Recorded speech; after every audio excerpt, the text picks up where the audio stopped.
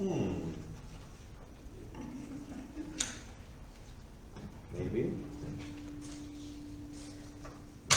No. Yeah. And now, a reading from the Gospel of Luke, chapter 14, verses 25 through 33. Now large crowds were traveling with him, and he turned and said to them, "Whoever comes to me and does not hate father and mother, wife and children, brothers and sisters, yes, even life itself, cannot be my disciple. Whoever does not carry the cross and follow me cannot be my disciple. For which of you, intending to build a tower, does not first sit down and estimate the cost to see whether he has enough to complete it? Otherwise, when he has laid a foundation and is not able to finish, all who see it will begin to ridicule him, saying, 'This fellow began to build and was not able to finish.' Or what king, going out to wage war against another king, will not sit down first and consider whether he is able with 10,000 to oppose the one who comes against him with 20,000? If he cannot, then, while the other is still far away, he sends a delegation and asks for the terms of peace. So therefore, none of you can become my disciple if you do not give up all of your possessions."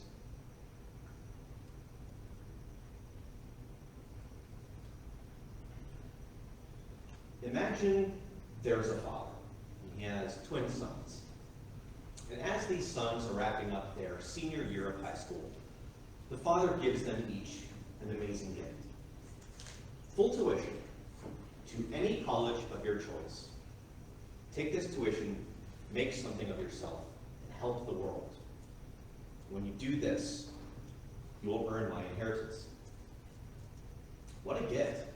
Especially considering how much school costs these days. It can be upwards of $100,000 for advanced degrees, even double that. And yet this father decides to give this money to his children so that they might better themselves. One child takes this money and he decides he's going to go to Yale, an Ivy League college in Connecticut. He is going to work hard, have sleepless nights of studying and preparing for exams. He's going to take part-time jobs. He's going to subsist on ramen noodles. He's going to work hard. And so he does. He goes to school, he works hard, and then he goes to his master's program. He wants to be a lawyer, and where is a better place than Yale to do that? So he goes to Yale Law School, and he gets his Juris Doctorate and becomes a lawyer, and he does that so he might become a public defender, helping those too poor to afford their own lawyers. A Yale-educated lawyer becoming a public defender. He wants to help the world. Then we have the other son. The very night that this son accepts the gift from his father, he goes online, and he goes to a website that will allow him to input experiences he's already had, and they translate that to college credits. One time, I spoke to my family at a family reunion. Well, that's 3 credits towards a communications degree. Okay, cool. One time, I called a pizza place and told them my order. That's amazing. That's public speaking, because you don't know that person. So he spends that evening inputting all these experiences that he has. And by the time he's done, he presses print, and the diploma prints out.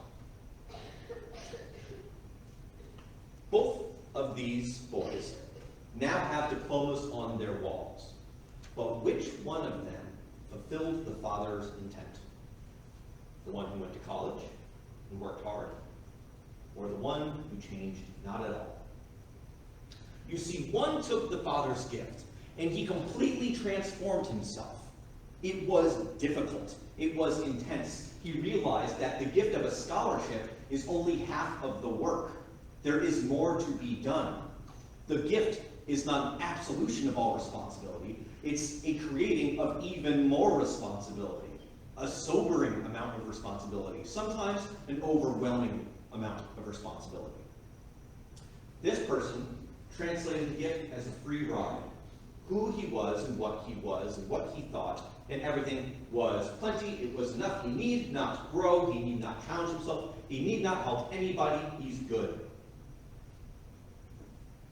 How is this one using the gift to help anybody? He's not. And sure enough, this one begins to go around. Like, hey everybody, college-educated man coming through. He goes to bars like, hey ma'am, did you know I got a college degree? Gross. And yet, this happens. We are all blessed. We're all given the gift of forgiveness of sins as we accept Jesus and we call ourselves Christians. But how many of us take that gift and work with it? How many of those take that gift and understand it as a responsibility? And how many of us take that gift and call it a reason that we can brag, make ourselves look better than other people? How many of us let Christ change us? How many of us let Christ teach us? How many of us pay attention to the words of the gospel and challenge ourselves to actually do the things Jesus says to do? And how many more of us go to church once a week and say, yeah, I'm Christian. I'm going to put that on my election billboards. Christian man goes to church. Vote for me. I'm going to tell people that when I'm at the restaurant, instead of tipping, I'm going to let them know I'm a Christian and they should find Christ. No sweat off my back. Only one of these boys fulfilled what the Father had asked them to do. Only one of these boys realized that the gift meant more work, that the gift didn't mean an easier life, that the gift meant things were going to get way tougher, so that the world could get way better. This one made the responsibility, or made himself a part of goodness. This one made goodness a part of himself. Are we those who become inside Christianity, inside the church, a function of the church? Or are we those who wear it like a merit badge? Just one more thing about us. I like country music, I like racing cars, and I'm a Christian.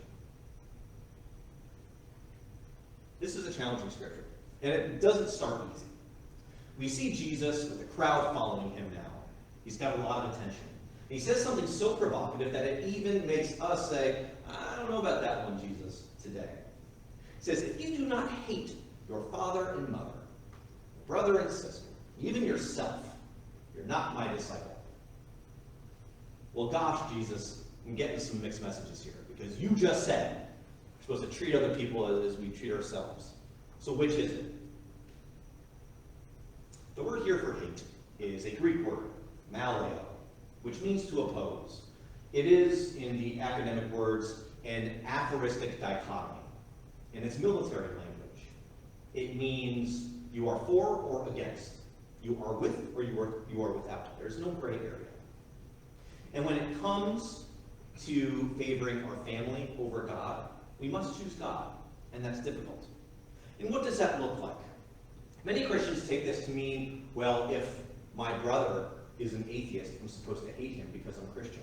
Well, no, that's not what it means to be a Christian.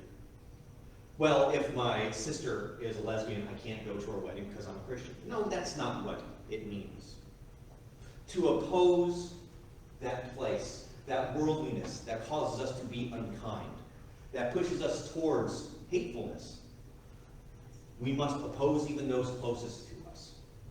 And that's a difficult thing to do, especially when our brothers and sisters, our parents, might push us towards that unchristian place, that place of inhospitality.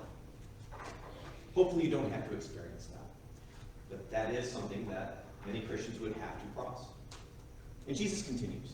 He says, if you do not take up your cross and follow me, you can't be my disciple. What is a cross? Now, we're very familiar with what a cross looks like, don't we? We have a big one in our church.